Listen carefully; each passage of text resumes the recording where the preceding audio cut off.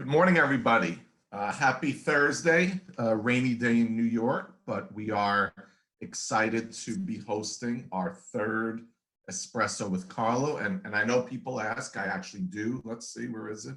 I do drink espresso. I think we're here somewhere. There we are. From a great Sicilian coffee maker. I'll let you know where it is. We've definitely continued to enter uncharted territory.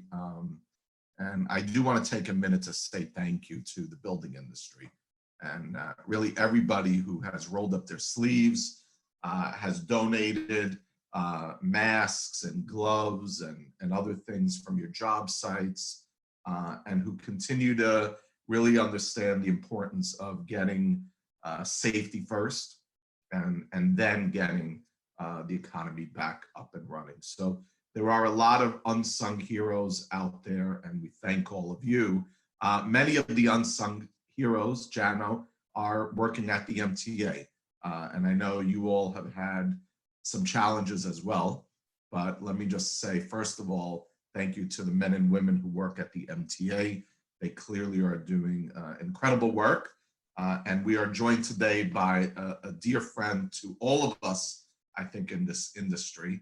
And Janno, you know, when I was preparing for this call with you, it just dawned on me how fortunate we are that you went to the MTA a few years ago. Because if anyone can help us through these trying times as a veteran of 9/11 and some other things that happened, Superstorm Sandy, being in the right place at the right time sometimes is lucky for people. And I think everybody on this call, and the call continues to grow, so thank you for being on, will agree that Janno is doing incredible work with Pat Foy and everybody really at the MTA. I think the saying is the MTA is the great equalizer of New York.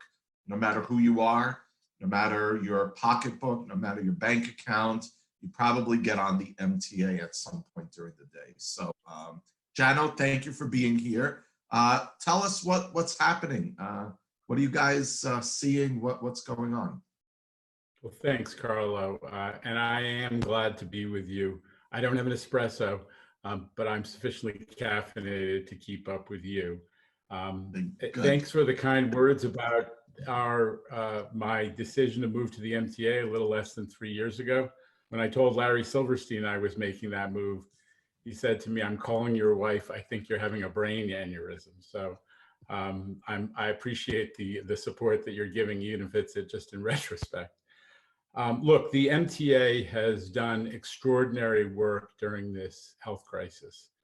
We have continued to run service pretty near a full complement of service because we needed to make sure that the essential workforce could get to where they needed to go. We're talking about, as everybody knows, that's the healthcare workers, the doctors, the nurses, the orderlies, everybody who supports the healthcare system, people who work in groceries and deliver food, the first responders, the pharmacy workers, everybody who's so important all the time, but especially during this health crisis. So we ran full service, but obviously we had to run empty trains because in compliance with the federal, state and city guidelines, people were not moving around. They were adhering to the guidelines about staying home, and that has had tremendous consequences in terms of the MTA's finances. We are losing now $200 million a week in fare revenue and tax and fee revenue that goes to support the MTA. And we'll talk more about what that means in terms of our request for federal funding, but it tells you something about what the tremendous impact has been. We have, fortunately, the MTA has sustained tremendous losses from the standpoint of our staff. Everybody knows that we've lost over 100 people at this time to COVID, and that's a tremendous loss to the MTA as a matter of sort of the human reality of this organization, and a huge hit. But people remain proud of what they're doing, and they're coming back to work. We had 3,600 people who were tested positive out of our 75,000 employees, but equally important, more than twice that number have returned to work after being tested positive or going into quarantine for one or another reason. And because people are so devoted and they're coming back to work and to service, we have been able to maintain service. We're down to only 1% of subway runs are being canceled due to crew shortages. That was not the case a couple of weeks ago at the height of the COVID epidemic in the city and in the region, where we were really struggling to provide service. But now we're providing virtually every run that's being planned, and that is important because we do have, as I said, thousands and thousands of people who are in the essential workforce who are moving around. What I'd say about the construction side of the MTAs, we're very proud equally of the performance of our construction workforce. And I join you in saluting the building industry and the members of this organization for what they did. From the beginning, the executive orders exempted transit infrastructure construction from the shutdown.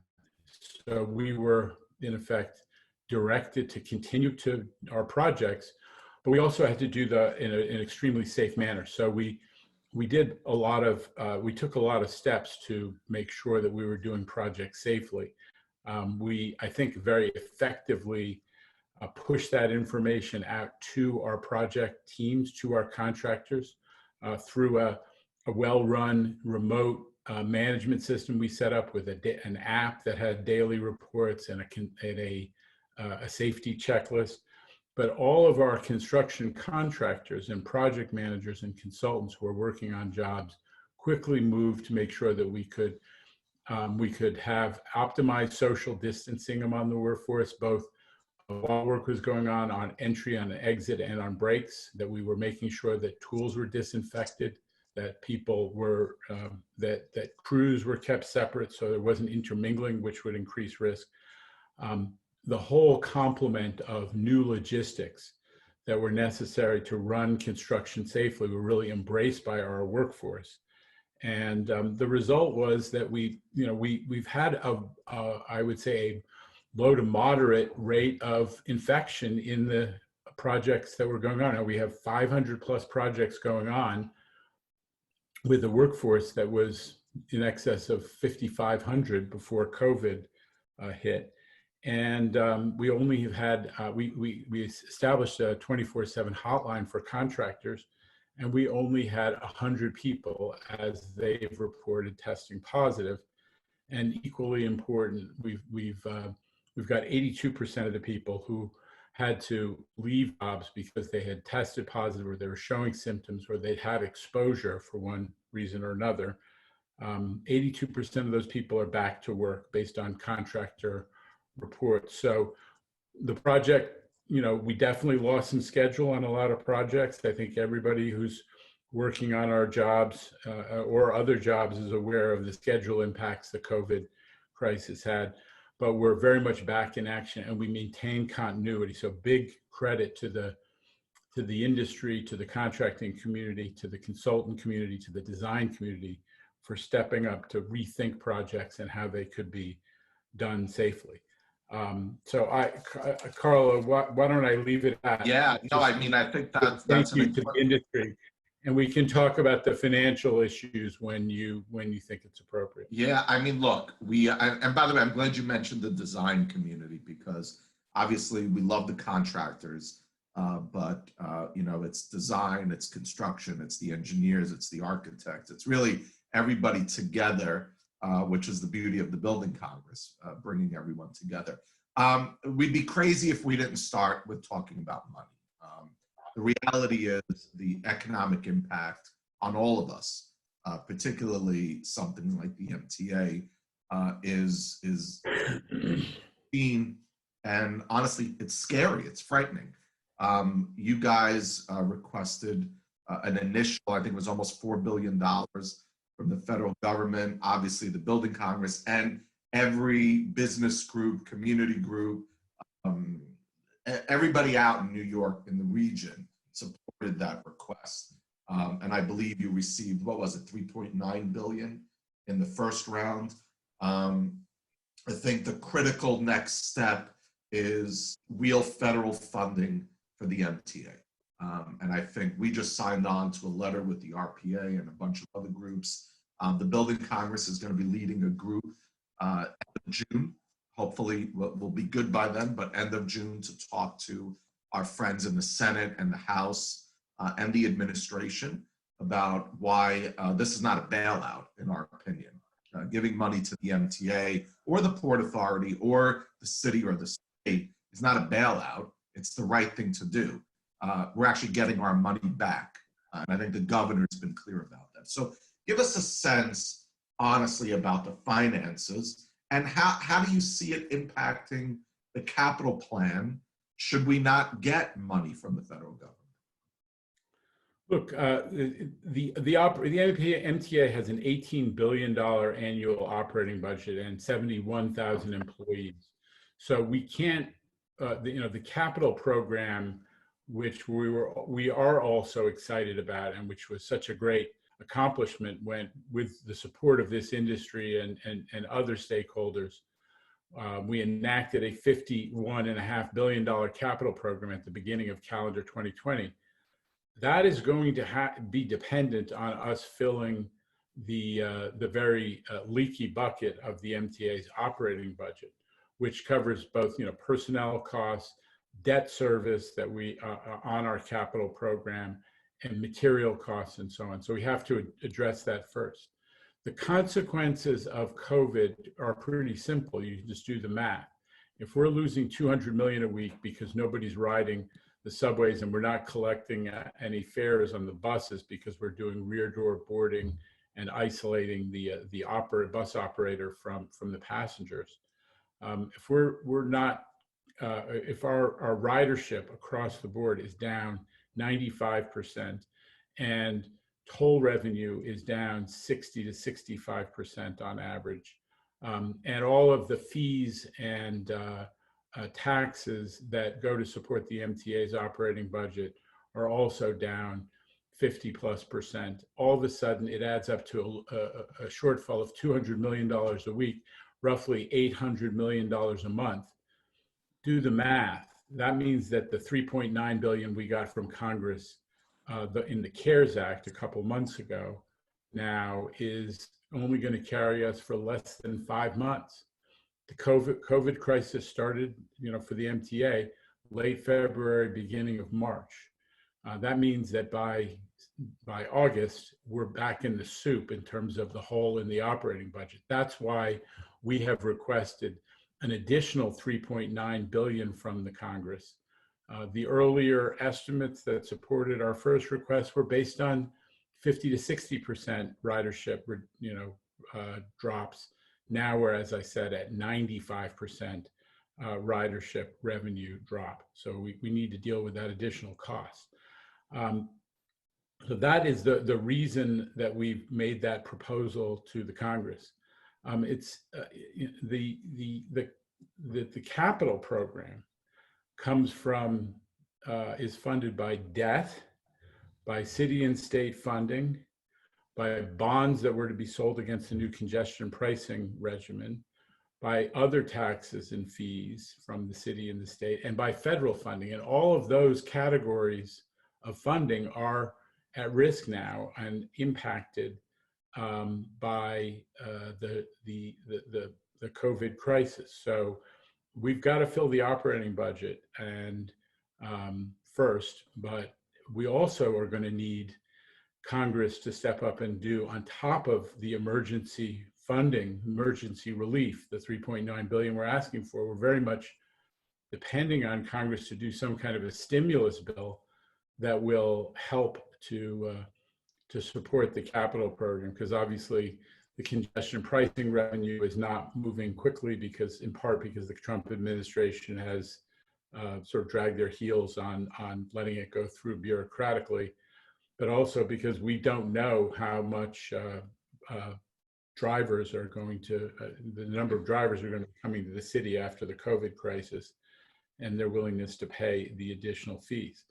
and all those other categories, including additional borrowing that would go, are very much at threat. So Look, I all think of, you're, go go ahead, and ahead. then I'm going to jump in. No, I was just going to say that we gotta deal with it one by one. First of all, the operating budget deficit, which I keep talking about, the 3.9 billion, is key.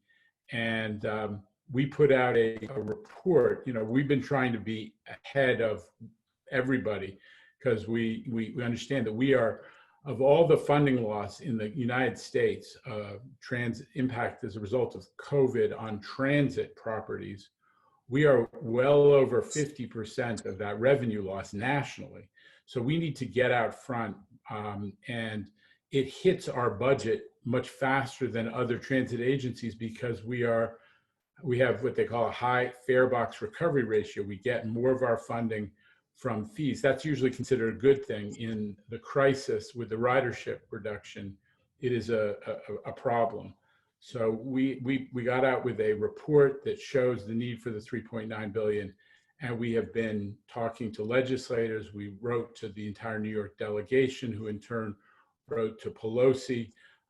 We've been working with Chuck Schumer's team, but at the end of the day, we're going to need people not from New York, including Republican leaders, to support this as well. It's interesting. It's crazy to think I've been at the Building Congress. I'm in my 4th year now, but one of the things we started early on in my tenure was a major DC operation. And we've spent a lot of time there. I'm there. Well, before this, I was there every 6 to 8 weeks. We do a trip every year. And our focus has always been Republican senators. And when I started, a lot of people said to me, why are you hanging out with Senator Barrasso or Senator Inhofe? And the list goes on. And I said, because the bottom line is, if you want federal stimulus, if you want federal infrastructure, whether it was MTA, Port Authority, Gateway, whatever it is, you need Republican senators, not from the Northeast, to buy into what you're saying. And I think the moment now has truly come where we need to get back to where infrastructure spending across the country, that used to be the only nonpartisan thing in America, at least in the Senate and the House, where we go back to that. And I can promise you, Janno, that we are fully committed, and our #1 priority, at least for the next year or two, will be getting federal stimulus and federal infrastructure money directly into the hands of the MTA or the Port Authority or the state or the city. And now's the time. There's never been a better time. So I think this is where all of us together, everybody from New York, has to say, how is it affecting the country? Well, obviously, the region represents 20% of our GDP. The region continues to represent critical places and mass of people. So this is the moment to get the money, and we are committed, Janno, to the MTA. And I think that's something you'll hear across the board. It's a really powerful point. The region's contribution to national GDP is wildly disproportionate to our physical size and even our size of population. So New York does not work without the MTA and mass transit. We put 4 million people every workday on the island of Manhattan and in the satellite business districts in the boroughs. And if we can't put those people there, or even in a post-COVID staged, staggered workday approach, but we're still going to need to bring people together. And if we can't do that, the national economy and the national recovery is going to be inhibited. I agree. I agree. I think you're onto something about a national approach. It's got to be a national approach. And look, I think we all are students of history, right? We learned the lessons of not investing in capital programs 40, 50, 60, 70 years ago. The last thing we would want right now is to say to you and Pat Foy and your team, well, just forget about MTA capital. I think this is actually a more critical moment to get the capital plan funded and maybe figure out even more unique opportunities out there. So with that, tell us some of the projects that are still happening right now, still under construction. Well, I think we celebrated the milestone of completing the tunnel component of the L train project just last weekend. The governor announced it on national TV. He wove it into his presentation at his press conference on Sunday about how the L train is an object lesson for as we plan for the post-COVID recovery and how we can innovate and we can reimagine and rethink, because obviously he took such a leadership role in rethinking how we were doing that project. We, at my organization, the new MTA Construction and Development, which combines the capital project groups at all New York City Transit, both of the railroads and bridges and tunnels, we've rolled it all up into one. Our motto is faster, better, cheaper, and the L train, which we were able to get done, depending on how you count, 3 or 6 months ahead of schedule. By the way, congrats on that project. Yeah, $100 million savings, and better, obviously, by using, instead of demolishing an entire bench wall and shutting everything down for 300,000-400,000 commuters every day, we kept it open. That project is really a model and a shot in the arm for everything we're doing. And I have to congratulate the design team, which was WSP, and the TC Electric, Judd Lau, JV, really stepped up, delivered, made me very proud, because it's no secret that, MTA's construction projects had a perception that we run late, we run over budget on some of the ones that came in the past before I got involved. We were able to demonstrate that that's not how we do every project, that we can do it the opposite way, and credit to the design and construction team for accomplishing. So Janno, I want you to stay on L train for a minute. What can we take from that experience, particularly in a new universe, and move it to whether it's, I don't know, Second Avenue subway or any other project, or extending service of subways to Red Hook would be nice. Okay, spoken like a Janno. I have to give a little plug to Brooklyn projects. Come on. Look, further down. Come on, further down Utica Avenue would be great also. Absolutely. Well, look, we did. There was innovation in the L train. It's not necessarily, the cure for cancer, but it was simple problem solving, that you did not need to demolish the entire bench wall, which is 6 miles of concrete, and shut the whole subway down. You could do it by using this modern material, so-called FRP, fiber reinforced polymer, be a much more selective demolition project. We only had to demolish 7% of what was originally planned to be demolished.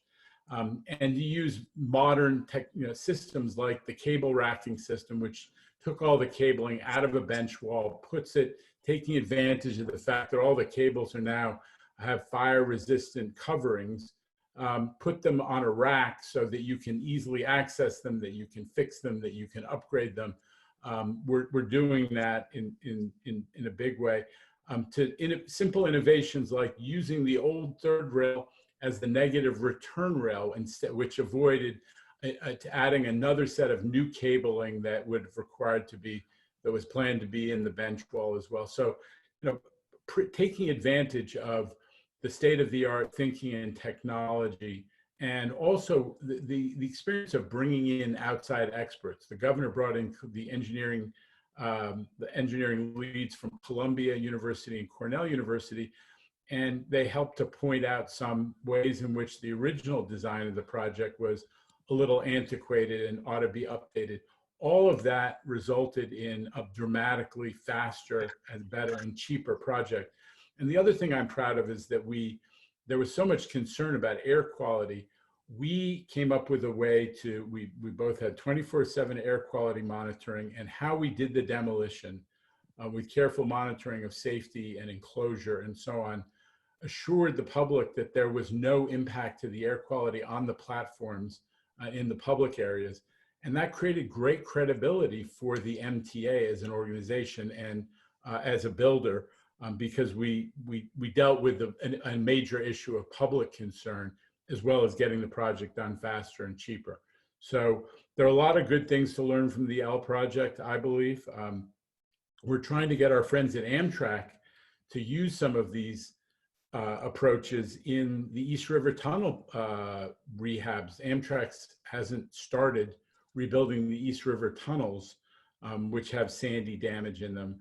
And we think that we should be using the same approaches that we use in the L train, so that we don't have to shut them down for a long time, which would diminish capacity for both Amtrak and the Long Island Railroad. Right. So we're pushing some of these innovations more broadly. Great.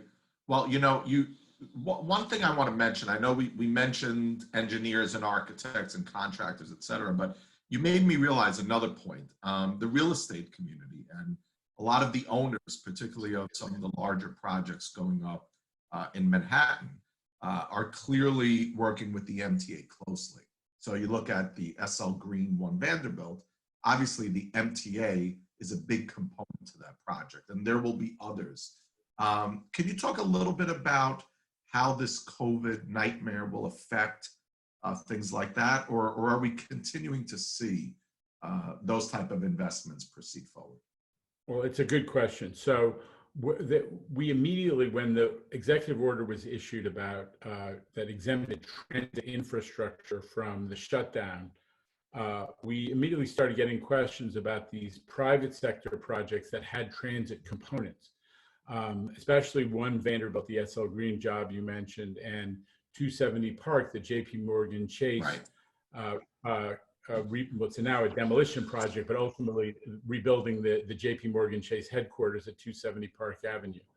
In both cases, what we did is we worked with the other arms of state government, and we made it clear that the portions of the project that were related to transit infrastructure ought to keep going. So that helped the developers, it helped the contractors, it also helped maintain schedule, and it was consistent with the spirit of the executive order. But more broadly, we're seeing in the East Midtown area, because of the East Midtown rezoning, that there really is opportunity for transit infrastructure, and my part of the MTA, the construction and development organization, to collaborate with the private sector and get more done that benefits the private sector, that allows and also improves the transportation infrastructure that serves those buildings. Both of those projects are making significant investments in transit and in public infrastructure, so the public at large is getting a benefit, but they're also getting some benefits under the new East Midtown rezoning, and we're working hand in glove with both of them. It's really a very exciting model for the rest of the city. Right now, we are also seeing a discussion about the possibility of including elevators, ADA accessibility, as a tool in rezonings in the ULURP process. Historically, the MTA was doing its ADA elevators, and then the city's rezoning was going to ask for other public benefits as part of ULURP. We're trying to make sure that ADA accessibility becomes part of those land use decision-making tools, and I think it's another opportunity for builders and developers to get better transit infrastructure and more control over the construction related to their project. Right. We fully support the ADA being part of the ULURP and the benefits. I think we clearly want to see that happen across the city, and this is no better time than to create these public-private partnerships. I just want to go back to something about the federal government. The triple Ps, right? The public-private partnership has been something that the Trump administration and many of our colleagues and people across the country have been talking about. It seems to me that the MTA could offer some valuable lessons about success in triple Ps as we are going out and meeting with Republican senators and talking to them now. So I think it'd be an opportunity, Janno, for your team to put together some select success stories on how, for example, MTA and SL Green or MTA and JP Morgan Chase, how were we able to get new public plazas, new entrances, et cetera, without it costing just the state, city, federal government, or the MTA money. So I think that's something we should look at in a broader picture. It's a very good point. I'd like to do that with you. Great. You know, we've heard capital, you know, you've mentioned the capital plan a couple of times. For those who don't know, right, there's a capital plan currently going on, and then the next 5-year capital plan. Maybe give us a sense of how you see the current plan going, given what's going on, and obviously how does this affect the capital plan moving forward, the new one? So as I said, Carlo, at the outset, at the beginning of calendar 2020, the legislature and the governor enacted a $51 billion capital program that was going to run from 2020 to 2024. Now, we also have some work remaining under the prior capital plan. And what I had announced— by the way, we have a couple of our audience questions about the work remaining on the past one. Yeah. So I had announced a plan to knock off about half of the work remaining from the prior capital plans, 15 to 19 and the Sandy program and so on. In calendar 2020, we were going to commit to those projects, make procurement, finalize procurements, and commit to those projects. So we had about $6 billion coming in that category, and then we were also going to get going another $7 billion of work related to the 20 to 24 program. All of and that was great news, and we had a plan, and we rolled out the schedule, and everyone got very excited. The problem is that right now we have stopped all new commitments dead in their tracks because of the uncertainty about the financial uncertainty about the operating budget and the consequences of this collapse of ridership and revenue. So we're really dead in the water right now on executing on all of that work. And I'd like to, you know, I'm very much hoping we can restart it. And obviously financials from the feds would clearly be a good push to restart. Yeah, I think that you know, for our industry and the folks on this call, basically the message is, while we are continuing with projects that are underway, everything going forward is a big question mark until we resolve this question of the MTA the MTA operating budget, and hopefully have enough money to you know, re-accelerate the capital program, which, as I said, is completely stopped right now. Right. A couple of questions, Janno, on the Fast Forward program. And also on signaling. You want to touch upon that for a minute? Sure. The so-called Fast Forward program was a recommendation that we attack several different areas where the MTA needed to make progress. This was Andy's idea. You know, the governor had inaugurated, before Andy Byford came to the MTA, the governor inaugurated the Subway Action Plan, which is designed to address all of the things that were causing massive delays and an erosion of service. It was about $1 billion of city and state money together that went towards the Subway Action Plan, and that has had real positive results in the form of, we had the fastest improvement in service, in on-time performance across the system, both the commuter railroads and the New York City Transit. And by the end of 2019, we were back to a very solid performance statistical picture. But what Andy Byford and Fast Forward proposed was that we be more aggressive and ambitious about resignaling, that we do more about ADA access. These were all issues that have been talked about for quite some time, but Andy did articulate them.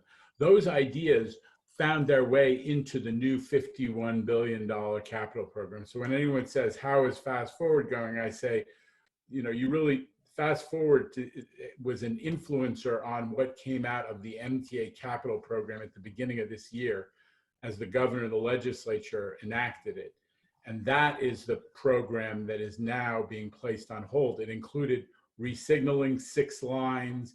It included 70 stations being made ADA accessible. That's considering it's taken us, 30 plus years to get to 125 stations being ADA accessible. To do 70 stations in 5 years was very ambitious. And we want to do it. And we had a plan underway, a procurement underway to start the first 23 of those 70 stations this year. But again, always coming back to the core news, and it's not good. We've had to place those procurements on hold. We're placing additional signaling jobs on hold for the time being until we can clarify what the financial picture looks like for the capital program. Right. One of the things, you talked about, and I'm seeing a couple of questions here as well, is obviously, the governor has announced May 15th as a target for some things. We're obviously excited that construction seems to be one of the moments or one of the industries that can continue. By June 1st, God willing, there'll be more. By June 15th, more. So we're looking at the next 4 to 6 weeks of people getting back to work. And there are fears about getting back on the subway. We hear that all the time. Give us a sense of what the MTA is thinking, because I think, if employees can't get back on the subway, how are they going to get back to work, right? So we want to make them comfortable. Give us a sense of what you all are thinking. Well, the MTA, very early on in the COVID crisis, the MTA took significant steps to, increase disinfection, sanitization, cleaning of major facilities that customers come in contact with. We were cleaning the buses every day. We were cleaning stations, disinfecting stations 3 times a day, and we had a much more aggressive schedule for disinfection of subway cars as well. So that's been going on for quite some time. The problem is that while people are complying with the stay-at-home orders, obviously the subways have become a place where the population, which is not the homeless population, who are less comfortable in shelters and been pushed out of some of the public spaces that they frequently congregate in, have been coming into the subway because there are so few people on it, so empty that they can get more space, I guess. And now that's become a public crisis. So in addition to addressing the homelessness problem, that the governor has and pushing the city and the NYPD to be more aggressive and more more timely in addressing homelessness and extending services to the folks who are effectively living on the subway. Right. The governor has also directed the MTA to have a much more aggressive cleaning program, cleaning every subway car every day before the rush hour, so that essential workers could have confidence getting on. So we're going to be moving in that direction.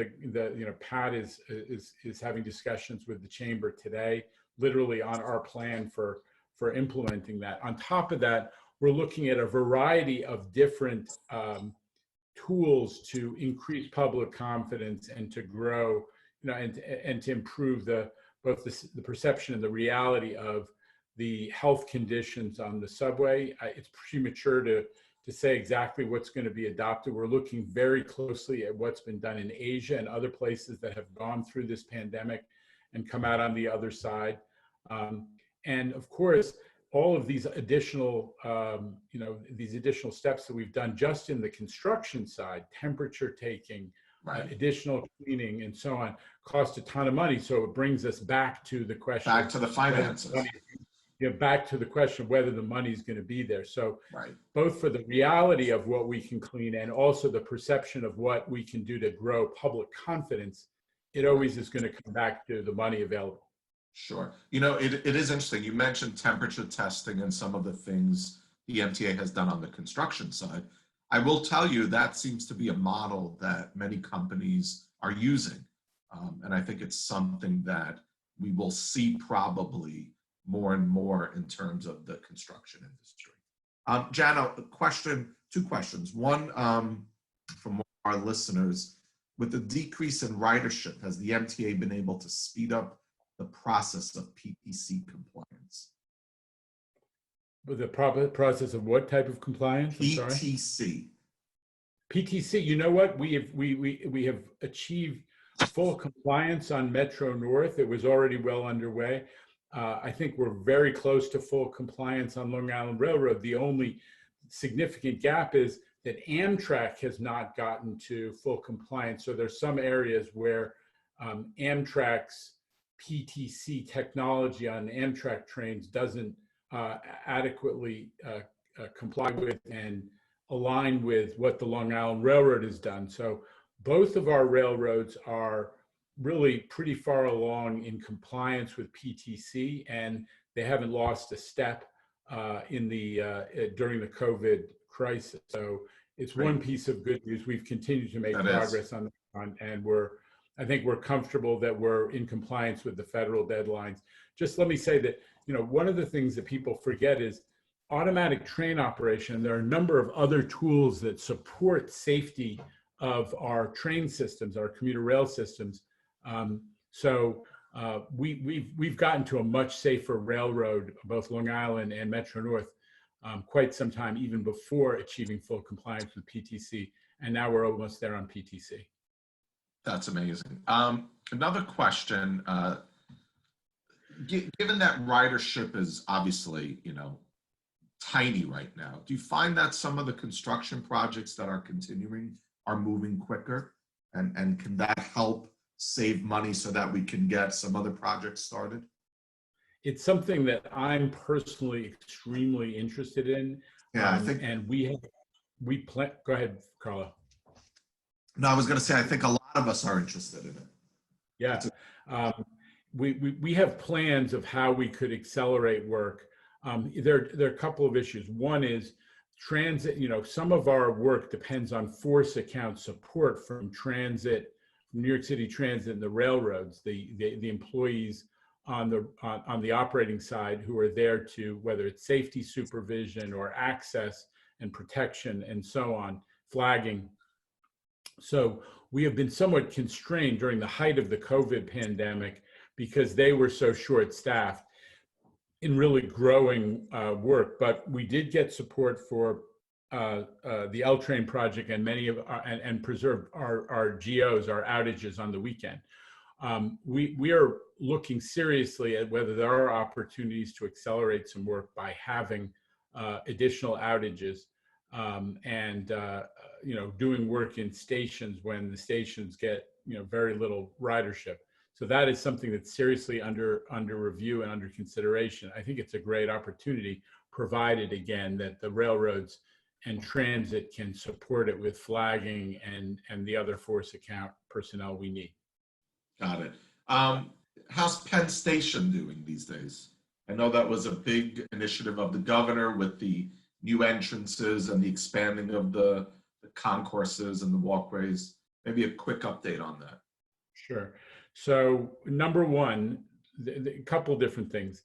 Moynihan Station, the conversion of the big post office into a new terminal for the Penn Station, is on schedule to be completed towards the end of this year. So that's going to be a huge and dramatic and transformational change to the whole Penn Station complex.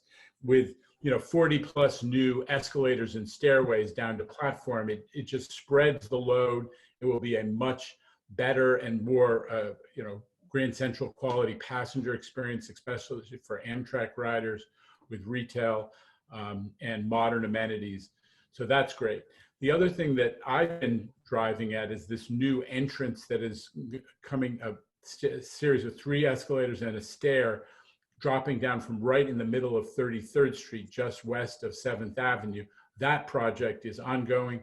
It's lost a little schedule because the glass maker for the enclosure, the hood that will sit over the entrance, the canopy rather, that'll sit over the entrance with the stairs and escalators, is in Italy, and they got shut down. You know all about Italy, Carlo. I know a lot about Italy.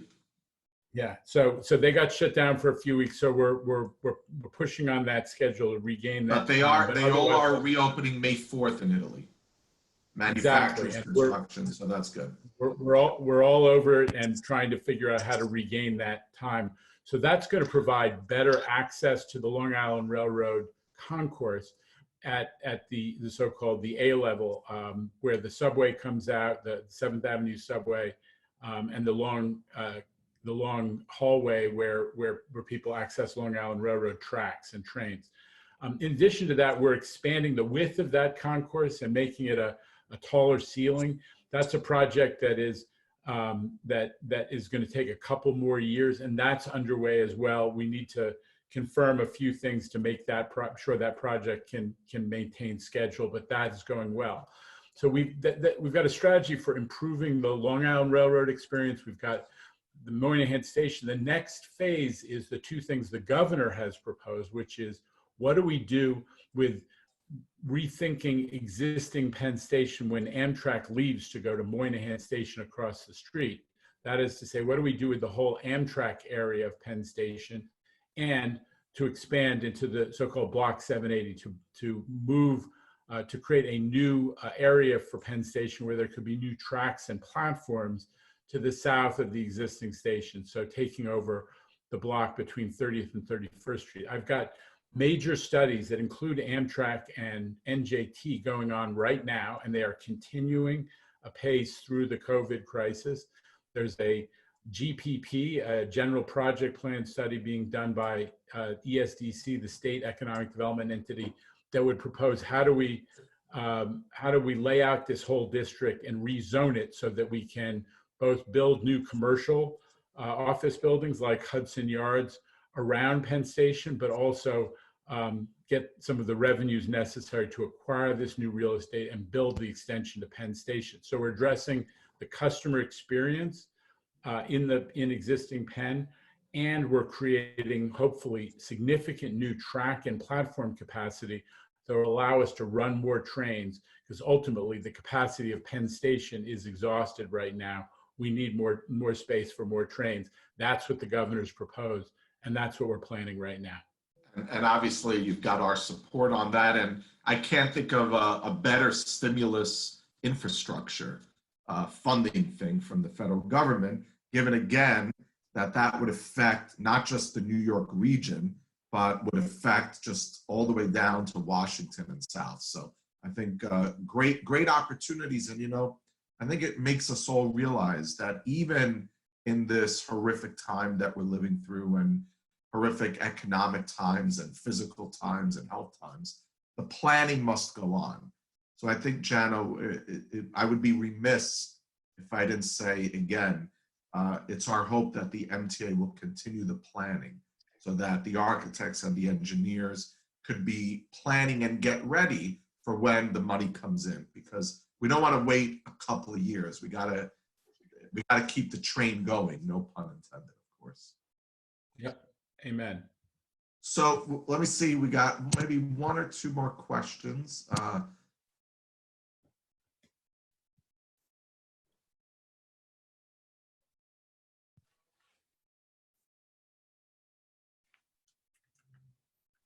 Here's a good question.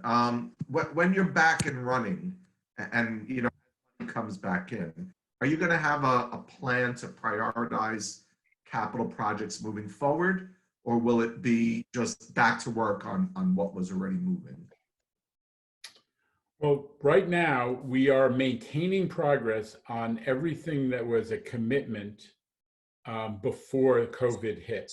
So, as I said, I have 500 projects underway. It's roughly 60% construction and 40% design, and they have kept going, and we have managed them as with an app and telecommuting and very intense telephone and other management to keep them going. So we haven't stopped. We've lost a little schedule in some places where COVID affected the workforce, but we haven't stopped anything that's underway. What we have stopped are the projects that we haven't committed to, which are both projects in the 15 to 19 plan and the prior capital plan, but also projects for the 20 to 24 capital plan that were not yet procured and were not yet committed to. I have to tell you though, Carlo, that even the projects that are underway, if we're not able to start to address the financial condition of the MTA and the operating budget by getting the federal funding I keep talking about. We're going to come under pressure as far as projects that are already committed to, because the cash flow situation has become so dramatic that it could very well eat into our ability to fund existing projects that are already underway. I know that is a scary prospect for all of us, especially for the industry. But I have to tell you, it's that serious. We need the operating budget support, the federal emergency relief that we've been asking for. I believe that we're going to have support from other major transit systems for that. They're going through the same thing, although a little more slowly than the MTA. But we have to get our message across in Washington, or capital construction could be affected, even the work that's underway. Right.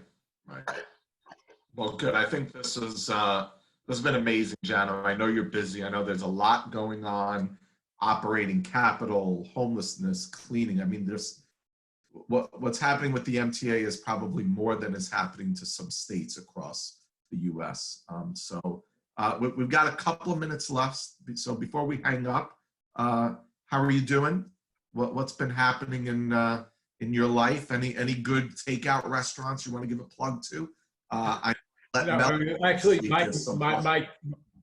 my kids have become pretty good cooks. That's been a major hit for our family. My big challenge, as I've told you, with 3 kids distance learning from home, is bandwidth. I think one element of our infrastructure system that we need to work on is the high-speed internet. So bandwidth doesn't continue to be an issue if we're going to be telecommuting and streaming and Zooming. We're going to need more bandwidth. But I can't help but come back to a point that I made earlier, which is, this industry is the best stimulus investment that there could be. I agree. And you guys are great at making that point. It needs to be got across to folks. As you said, there is bipartisan support. It is a mystery why, with that one issue, they haven't been able to do something in Washington. Now is the moment, God willing, once we address the emergency relief for operating budget, the stimulus investment will help the economy recover. We have all those shovel-ready projects that I was talking about, the projects that I was planning to approve and procure and get going in 2020. They're all just sitting there waiting for stimulus funding. So I hope that by the time that we next get together, maybe we'll call it, Java with Janno, or I love it. Instead of Espresso with Carlo, but I hope that by the next time we get together, we're able to be talking about what are we going to do with the stimulus money? What are we going to do to show the country how much you get out of an investment in infrastructure in New York? That's what I dream of. I have the same dream, and I will tell you that, and I will end with this, that our #1 priority for the Building Congress, of course, safety and getting people back to work in a good way, but is going to be landing that major stimulus bill and the funding to New York. And my job, along with many of us, is going to be convincing our friends who are senators in Oklahoma and Wyoming and other places why the critical importance of New York. And the good thing is we've started doing that. We've started telling the story of what it means to invest $1 in New York. And I think now more than ever, it's critical. One last point, I know a couple of questions. Will you be able to watch this again? Yes. Check our website in a little bit. And I think in tomorrow's e-blast, you'll be able to get it. So, Janno, I thank you. Please thank Pat Foy, your entire team, and really the women and men on the front lines at the MTA for keeping us going during this time. And same back to the contractors, to the designers, to the other professionals who have helped us to keep all of this going and put us in a position to accelerate, God willing, when the time comes. Stay safe, everybody. Thank you, everybody. Have a great day. Get out a little bit. Shop local wherever you live, and we'll be back together soon. Have a great day. Thank you.